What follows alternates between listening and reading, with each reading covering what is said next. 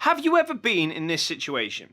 You've decided you want to buy a new camera or a lens and you're having a shop around online.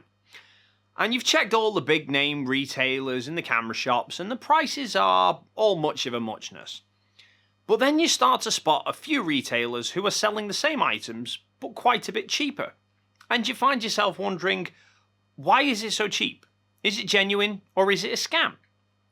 Now, inherently, some will be scams, usually telling by either being a ludicrously cheap price, such as a few years ago I saw an advert for £2,000 worth of Canon 6D Mark II on sale, reduced from 250 quid down to just a tenner.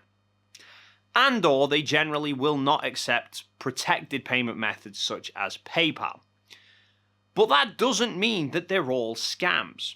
Some are what are known as grey imports, and are generally actual retailers who will accept secure payment methods, and you're just as likely to receive your item as if you'd ordered it from a high street chain. So, are there any pros and cons to buying grey imports? Well, really, there is only one arguable pro, which is the fact that you're saving some money because they are usually cheaper. But that lower price does come with some catches. Pretty much all camera manufacturers are based in Asia. So when retailers, say here in the UK for example, want to sell a particular camera, they will arrange with the manufacturer to have a consignment of the cameras shipped to them. Once the retailer has sold those cameras, they will then pay the manufacturer a pre-agreed amount from the revenue. However, when those goods are entering the country in the first place, as part of the shipping process, they must first clear customs, which then involves paying import taxes on the goods based on what they are and what their value is.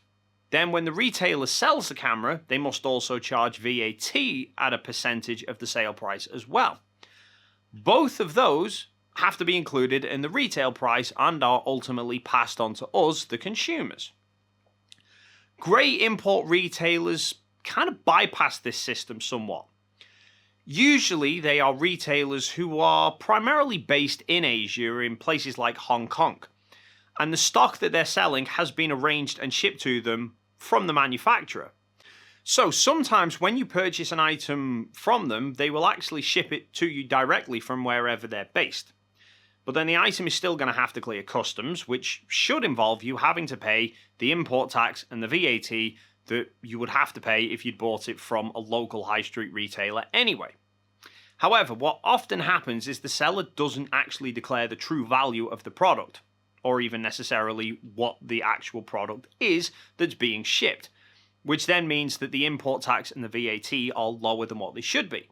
In recent years, some countries like the UK have deemed grey imports illegal and have started to clamp down on them. So now seems what some of these retailers are doing instead is setting up a warehouse storage facility in the country that they're selling in. They then ship the goods from their main site over to the warehouse, which then means that the items that you're purchasing are actually being shipped from the country you're in and have already been through customs. Now, the product that arrives with you is still a completely genuine one from the manufacturer. It's not some cheap knockoff. It was probably made in the same factory as the ones that you could go and pick up in a shop on the high street. However, while this might reduce the costs for the retailer and subsequently yourself, there is a major downside to it as well. The consignment agreements from the manufacturer will also include a manufacturer's warranty, i.e., any issues with the product for the customer, and the manufacturer will either repair or replace the product free of charge for a limited time after the purchase. However, the warranty will only apply in the region where the consignment was sent to. So, in buying a product that was originally intended for the Asian market, your warranty would only apply in that region. If you're outside of that region, then the manufacturer is well within their rights to reject any warranty claim, and they will likely do so as well. Your only fallback in this situation is then the retailer that you purchased it from. Many of them will offer their own warranty that's usually a 12-month period, so any problems, you'd have to go through them. In reality, what probably happens is they will just send you a replacement item, they'll ship the faulty item back to the region that it originally came from, and then they'd get it fixed under manufacturer's warranty. But obviously you have then left yourself potentially exposed to being stung in that process. So ultimately, it's up to you. I'm not going to tell you where you should or shouldn't buy items from. I'm just here to give you the facts as to what grey imports actually are. Ultimately, it comes down to, are you prepared to take the extra risks for the potential cost savings or not? But that's going to wrap up this video. As always, if you have any questions or queries, please feel free to leave them in the comment section down below. While you're down there, if you found this video helpful, then please consider hitting the subscribe button and dinging that notification bell if you haven't already done so. And then hopefully, we will see you in the next video.